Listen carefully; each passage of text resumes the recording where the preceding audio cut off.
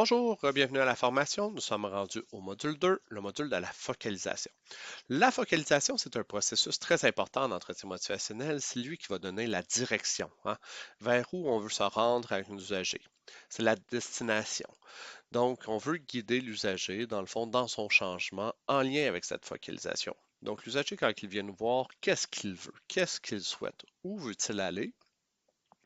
Et nous, on va le guider vers cet objectif-là, dans le fond. Donc, c'est le choix des objectifs, qui n'est pas nécessairement l'objectif final du plan d'intervention, Quand il vient vous voir en sexologie, mais il veut travailler quelque chose, améliorer sa relation de couple, faire son dévoilement d'orientation sexuelle, euh, arrêter, cesser ses comportements d'abus, d'harcèlement et adopter des comportements plus sains. Donc, c'est les directions qu'on veut aller avec l'usager. Souvent, la direction va être aussi en lien avec notre mandat. La direction peut venir de trois grandes sources, donc peut venir de l'usager. Donc l'usager, quand il vient vous voir, ben, il sait qu'est-ce qu'il veut. Il a des préoccupations. Ces préoccupations-là, dans le fond, ben, sont en lien avec des changements. Donc on pourrait explorer c'est quoi ces préoccupations, justement. Peut venir du contexte. L'usager peut être référé par la DPJ, peut être référé par la cour. Si on pense à quelqu'un qui a commis des abus sexuels, des agressions sexuelles, de l'harcèlement, ben oui, il peut avoir un mandat dans une condition du juge, de la cour, qui dit ben tu dois aller consulter par rapport à cette problématique-là pour modifier tes comportements. Et il peut venir de l'intervenant. L'intervenant, on a notre évaluation.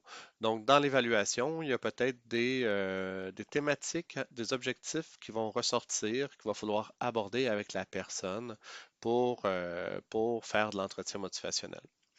Donc, par exemple, en toxico, quand ils viennent me voir dans mon bureau, bien clairement, le focus est la modification des habitudes de consommation. C'est ça mon mandat.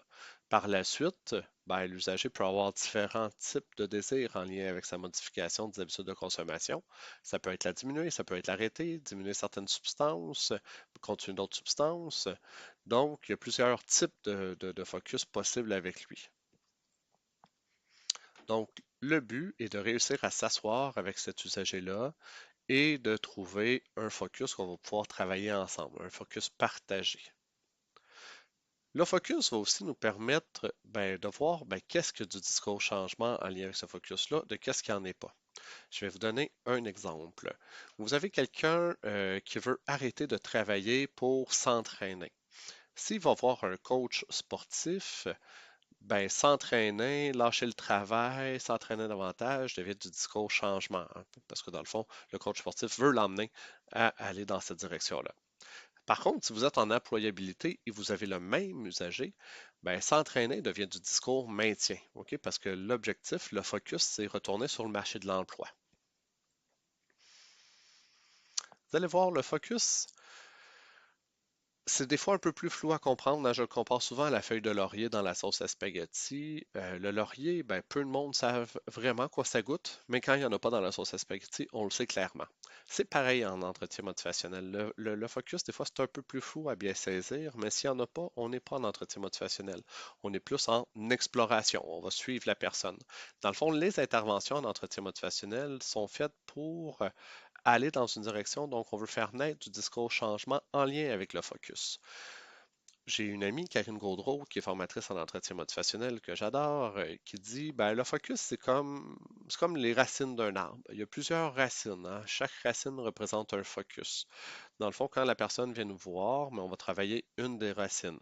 Donc, changer les comportements au niveau de la sexualité, adopter des comportements sexuels plus sains, des habitudes au niveau de la protection, des habitudes des comportements sexuels moins à risque.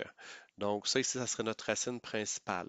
Et les racines d'un arbre ont plusieurs petites racines. Donc, quelles vont être les thématiques de discussion en lien avec notre grande racine qu'on va pouvoir discuter pour amener la personne à résoudre son ambivalence?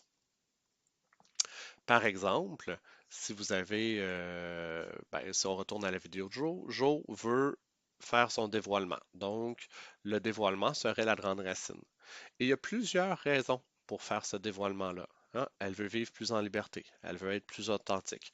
Donc, en quoi faire ton dévoilement te permettrait d'être plus cohérente au niveau de la valeur qui est importante pour toi, l'authenticité?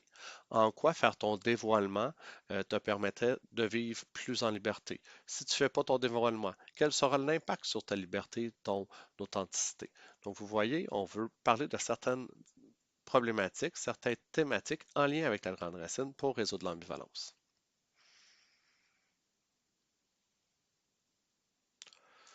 Parfois, l'orientation, elle est claire, hein. Donc, si elle est claire, ben, il y a un seul agenda et on va identifier une cible de changement bien définie en lien avec tout ça, hein. Comme Jo vient nous voir, ben, la demande, elle est très claire. Elle veut faire son dévoilement. Des fois, il y a plusieurs choix possibles, donc plusieurs options, hein. Ça pourrait être faire son dévoilement pour certaines personnes, pour d'autres non, dans différents milieux, hein, elle ne voit pas la nécessité de le faire. Donc, s'il y aurait plusieurs choix, on va essayer de prioriser un choix. Et finalement, elle peut venir nous voir puis elle ne sait pas du tout quoi faire. Par exemple, hein, quelqu'un qui va vous voir par la cour, lui, il n'en a pas de problème, hein. Le problème, ben, c'est le juge qui l'a. Donc lui, il ne sait pas du tout quoi qu'il va parler avec vous, qu'est-ce qu'il va faire avec vous. Dans ce temps-là, ben, il va falloir aller explorer les différentes priorités, essayer de créer un réel motif de changement, hein, un réel désir de changement. Donc, on va aller voir qu'est-ce qui le préoccupe, puis on va mettre en relation, mais dans le fond, la raison pourquoi le juge il vient l'envoie dans nos services par rapport à ses préoccupations. Par exemple, quelqu'un qui viendrait par la cour, ben, j'en ai pas de problème avec mon comportement.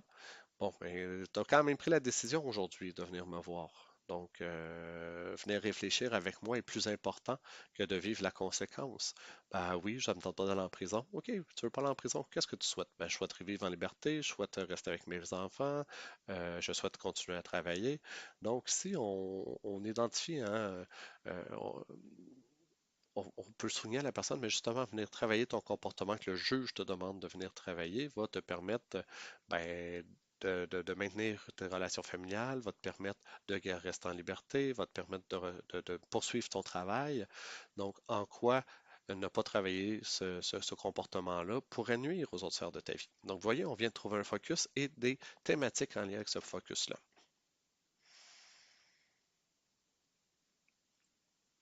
Une façon de focaliser est de focaliser dès le début de la rencontre, hein, parce que souvent les personnes, ben, les intervenants, les intervenantes, quand ils rencontrent un usager, ben, parlent de sa semaine, parlent de comment ça a été sa semaine. Et là, plusieurs portes s'ouvrent, hein, plusieurs sujets s'ouvrent. Et des fois, on ne va pas nécessairement jusqu'au fond de certains sujets. En entretien motivationnel, c'est important que quand on commence à parler d'un sujet, mais on va jusqu'au bout. OK? Donc, une façon de planifier dès le début de la rencontre, ben, c'est de faire l'agenda de la rencontre. Donc, comment ça fonctionne? Moi, quand je rencontrais des usagers, des usagères, je demandais toujours à la personne, ben, quels seraient les sujets aujourd'hui que tu voudrais discuter avec moi, les thématiques que tu voudrais discuter avec moi, qui te permettraient d'aller un peu plus loin dans ta réflexion en lien avec ton objectif. Donc, la personne ben, dit, ben, j'ai eu des problèmes avec mon couple cette semaine. J'aimerais ça en parler justement de l'impact de mes comportements sur le bien-être de mon couple. OK? Donc, on pourrait le mettre dans la liste. Par la suite, moi aussi, j'ai des thématiques que je veux discuter avec elle, avec cette personne-là, hein. J'ai fait l'évaluation et je me dis, ben, peut-être qu'il va falloir parler du lien entre la consommation et son couple.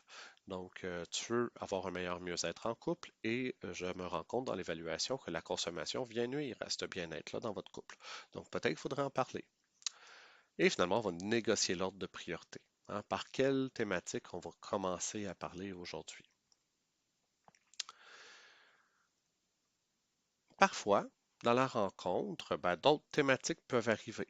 Donc, on va demander à la personne, mais est-ce que tu veux qu'on priorise cette thématique-là? Est-ce que tu veux qu'on la mette à la fin?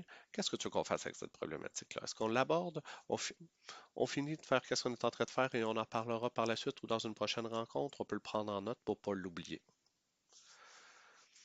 Donc, c'est important d'être focalisé, de parler de la thématique et d'aller jusqu'au bout. Quand on ouvre toutes les portes, souvent, ben, on ne travaille rien. Hein, la personne se sent soulagée à la fin de la rencontre, elle a parlé de ses émotions, tout va bien, elle retourne chez elle, remet les mêmes patterns en place, cumule les émotions, vient nous voir, vide son sac d'émotions, elle se sent bien, elle retourne chez elle.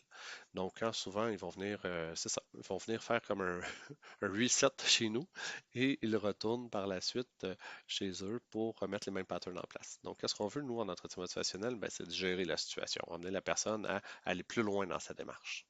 Donc, pour ça, la focalisation va grandement nous aider. C'est vraiment, c'est comme si le focus au bout serait d'aller en Martinique et la focalisation nous donne le chemin hein, pour y aller. Donc, on veut rester focalisé. C'est la carte pour s'y rendre. Donc, la planification de notre agenda.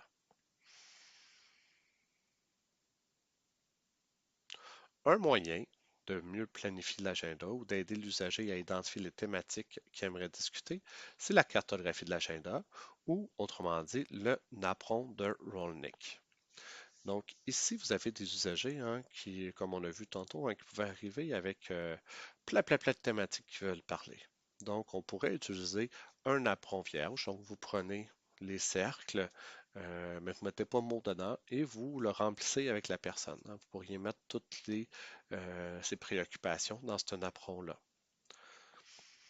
Si vous avez un usager, au contraire, lui, a jamais d'idée de quoi parler avec vous, hein, quand vous lui demandez, ben, qu'est-ce que tu aimerais discuter aujourd'hui, quelle thématique tu aimerais discuter aujourd'hui qui t'aiderait à aller plus loin au niveau de ta réflexion, au niveau de ton changement. Mais on pourrait présenter un appront déjà rempli. Ça, ici, c'est un exemple. Vous pouvez le remplir en lien avec vos différentes thématiques. Et dans tous ces sujets-là, ben, est-ce qu'il y a un sujet qui pourrait t'intéresser aujourd'hui qu'on en discute? Tu vois qu'il y aura un impact dans ta réflexion en lien avec ton changement. Par exemple, quelqu'un qui viendrait vous voir pour la cour, ou quelqu'un, non, quelqu'un qui viendrait vous voir qui utilise, qui a des relations sexuelles à risque, et finalement, il voudra avoir adopté un mode de vie moins nocif hein, pour s'assurer de ne pas nécessairement attraper des TSS. Donc, pour dire ben, en quoi ton mode de vie peut nuire à ta santé sexuelle, en quoi ton mode de vie au niveau des risques peut nuire à ta consommation, à ta santé émotionnelle. En quoi utiliser des moyens de protection plus sécures, avoir un mode de vie moins à risque pourrait avoir un impact sur ta santé émotionnelle, pour avoir un impact sur ta consommation de drogue, pour avoir un impact sur ta santé sexuelle. OK? Donc, on va venir chercher les thématiques. Si on voit qu'il y a un sujet plutôt difficile qu'il va falloir aborder, hein, parce qu'on l'a mis en lumière quand on a fait l'évaluation, on pourrait le rajouter dans le NAPRON. D'accord? L'usager le voit. Ça ne veut pas dire qu'on va en parler présentement, mais il va se préparer, hein. Il va voir qu'il va falloir en parler à un moment donné, s'il veut bien.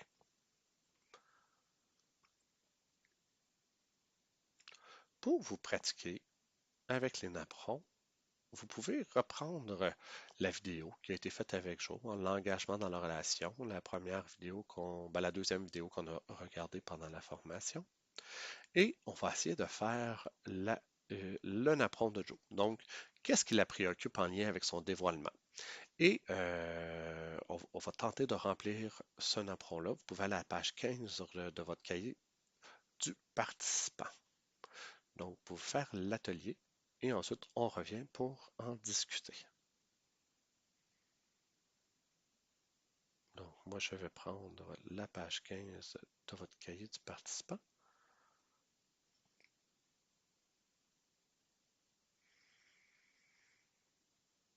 Donc, si vous allez à la page 15 ressemble à ça.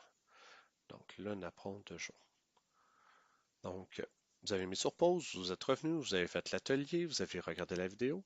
Donc, quelle thématique pouvons-nous mettre pour discuter avec Jo? Certaines thématiques semblent très importantes à ses yeux, puis on va pouvoir probablement en parler dans les autres rencontres pour l'aider à résoudre son ambivalence, à faire son dévoilement. Hein. Une des grandes thématiques de Joe, c'est ben, vouloir fonder une famille, son rêve de famille. Donc ça, on pourrait le mettre, on pourrait dire, ben, quels seraient les avantages justement du dévoilement en lien avec ce rêve-là? En quoi te dévoiler te permettrait de vivre ton rêve au niveau de fonder une famille? Une préoccupation aussi que Joe a, c'est son entourage. Comment réussir à faire ce dévoilement-là en lien avec son entourage? Elle a certaines craintes, hein. En même temps, faire ce dévoilement-là le permettrait d'être en cohérence avec ses valeurs, dont l'authenticité. Donc, l'authenticité pourrait être dans une bulle aussi. L'estime, son opinion d'elle-même, elle veut vivre libre, elle veut être fière d'elle. Donc, on pourrait le mettre aussi. Ben, elle veut vivre une relation de couple, donc une relation de couple sainement, pleinement, donc on pourrait mettre relation de couple.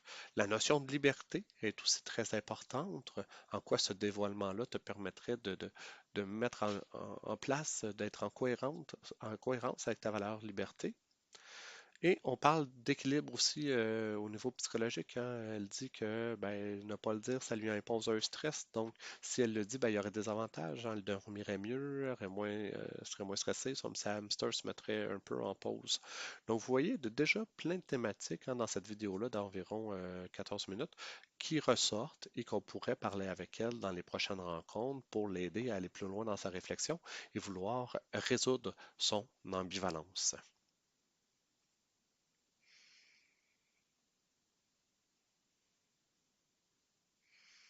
Nous allons revenir. Donc, au niveau de la focalisation, comment savoir qu'on a bien focalisé avec notre usager, notre usagère? Donc, les questions se poser comme intervenant.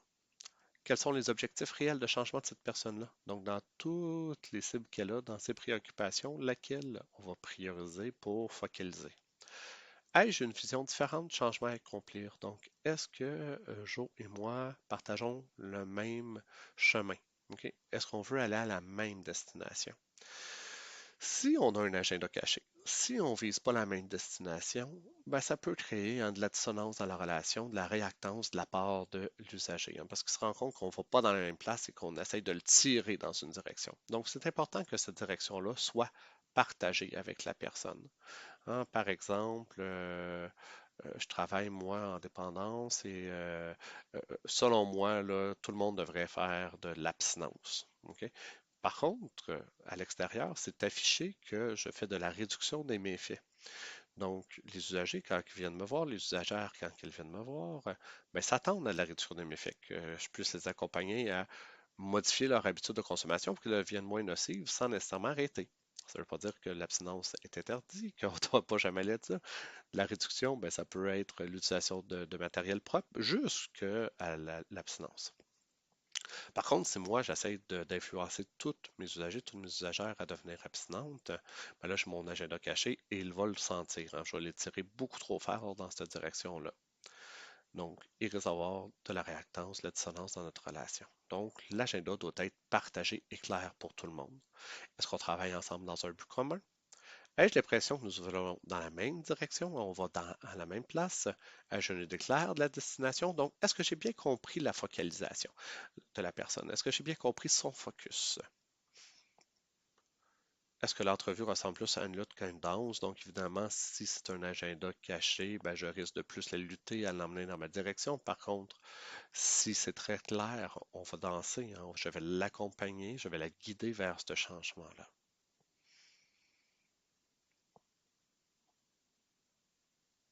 Donc, c'est qu'est-ce qui nous amène à l'évocation. Donc, la focalisation, hein, c'est la direction où on veut aller avec notre usager. Donc, on va la guider vers cette direction-là et le discours changement va être fait en lien avec cette direction-là. Donc, on va se retrouver dans la prochaine vidéo au niveau de l'évocation.